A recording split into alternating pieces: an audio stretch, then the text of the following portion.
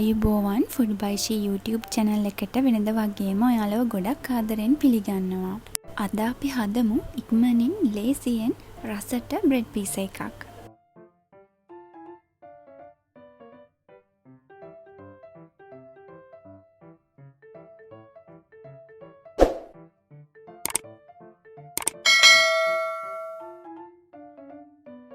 මම දැන් මුලින්ම පීසා එකේ ටොපින් එක හදාගන්න පෑන් එකට තෙල් ටිකක් දාලා ඒ තෙල් ටික රත් වුණාම මේ විදියට පොඩිවට කපා ගනිපු චිකන් ටිකක් එකතු කරගන්නවා.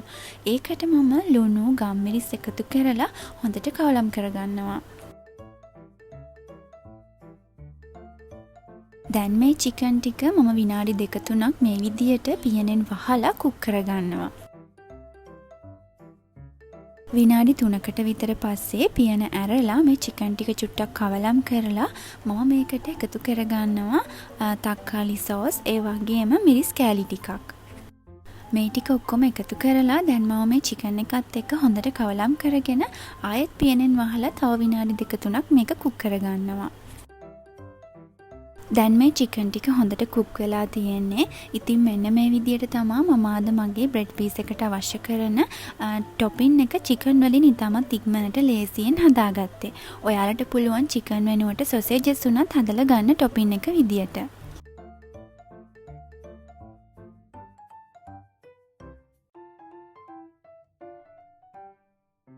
බ්‍රෙඩ් පීස් එක හදාගන්න අවශ්‍ය කරන ඔක්කොම දේවල් දැන් මම සූදානම් කරගෙන තියෙන්නේ.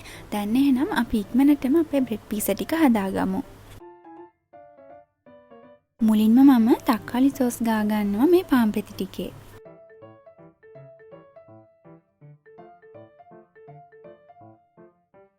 මෙතන තියෙනවා පොඩිවට තීරු කපා ගනිපු පාට දෙකකින් බෙල් පෙපර්ස්, මාළු මිරිස් ඒ වගේම ලුණු. දැන් මම මේ ටිකත් පාන් පෙති ටික උඩින් තියාගන්නවා. ඊට පස්සේ මම අපි කලින් හදාගනිපු චිකන් එකත් මේ පාන් පෙති ටික උඩින් තියාගන්නවා.